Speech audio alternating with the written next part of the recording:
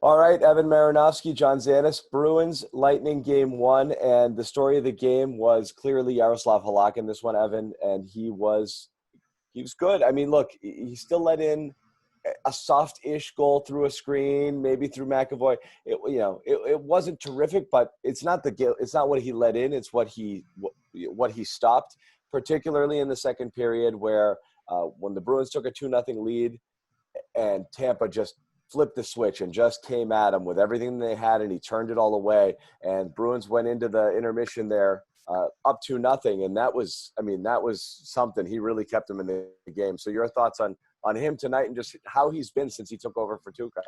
I mean, that's the crazy story. Is he's 4-0 since taking over for Rask, and on top of that, I mean, I thought his biggest test was going to be game one against the Lightning. I thought that, the Hurricanes, it was all cute. It was all fun that he was doing all these big things and winning all these games. Yeah. But the real test was Tampa. That was going to be the test the entire time.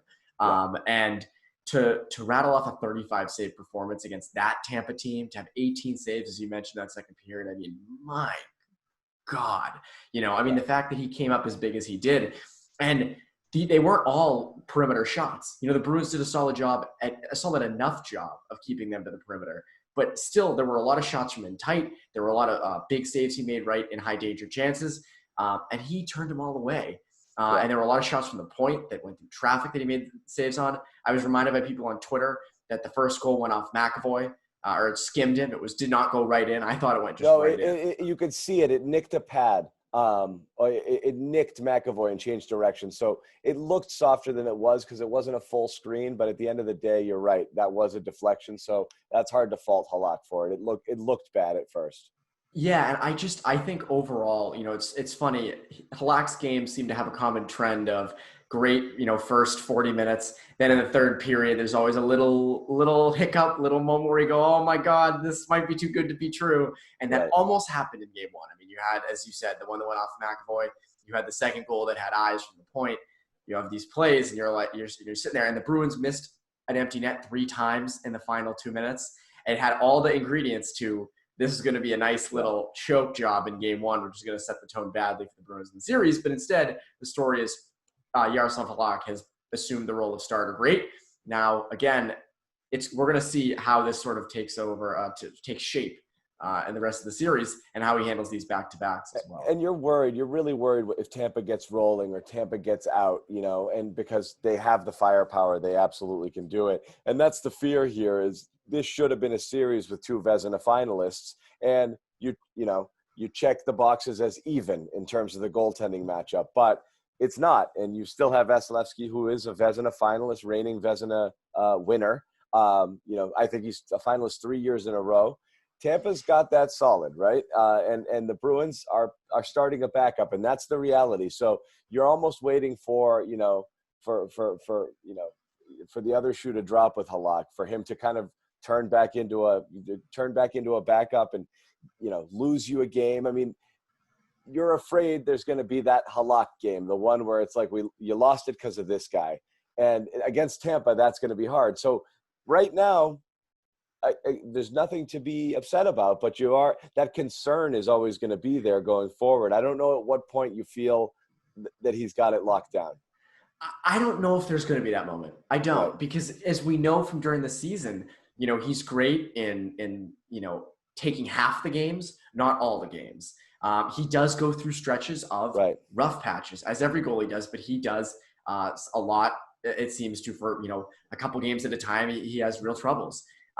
I don't think it's going away. I don't. I think if they do get past Tampa, I think the ease, people will be eased up a little bit. I think Halak will get more into a groove. But again, I think his biggest test is still Tampa. But I still, as you said, it's a great point you made. Are we ever going to feel completely secure that there is not going to be a game where Halak is the reason they lost? And if you remember last year, there weren't any real postseason games that I can remember that the sole reason the Bruins lost was because Tuukka Rask was not. Some fans would tell you otherwise, but that's okay. Some fans would say Game 7, but I would like to disagree with those people. But it is true though to see sort of how Halak kind of goes about the rest of this series. I mean, I'm worried. Can he hold on to these types of performances? I'm worried right away on that Tuesday, Wednesday turn. Let's say he. You talk about playing half the games, playing 40% of the games, 30. He's done that, okay? But you're looking at a Tuesday, Wednesday back-to-back situation, which is freaking asimine, by the way. Why make this? You can do whatever you want. Stupid. Why do that? But that's a different story. But again, he goes out and gets shelled in game 2, and he's got to get right back in there. And it's like, woo, and again, why play the what-if game? There's no reason to believe that that's going to happen. But again, it's just that question mark scenario of he's a backup. He's not used to playing every day, every game, being the guy that can give up 7 goals one day and just come right back and, hey, I'm the starter, questions are going to arise if that happens. So again, he's a veteran. He's been through it before, so I'm sure mentally he can handle it. It's just that question mark that we're never going to really fully feel confident and comfortable that he's got it under control. And we're not saying Halak is bad. My story is literally he's great.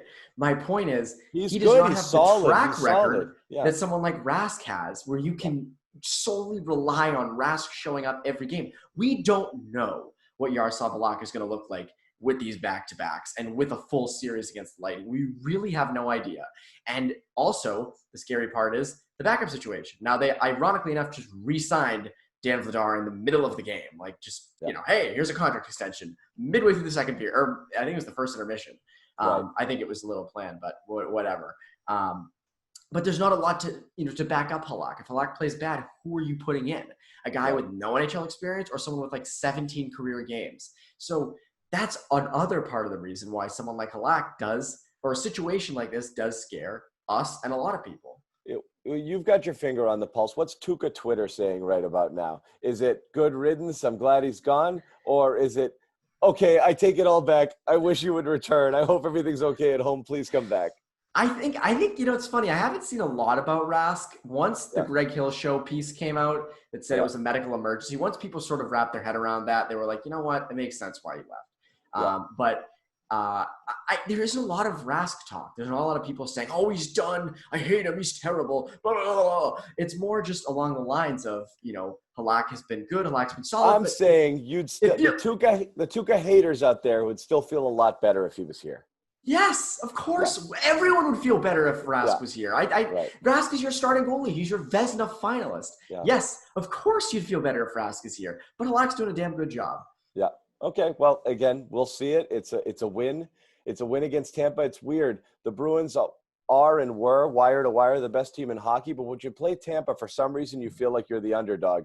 And I don't know if it's a Halak factor, but you see that team and they're scary, and the Bruins did a good job. We'll talk more about that as well.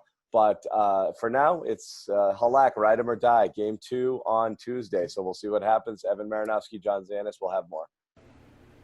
Get 20% off and free shipping using the code MAX20 at manscaped.com. Take your grooming game to the next level.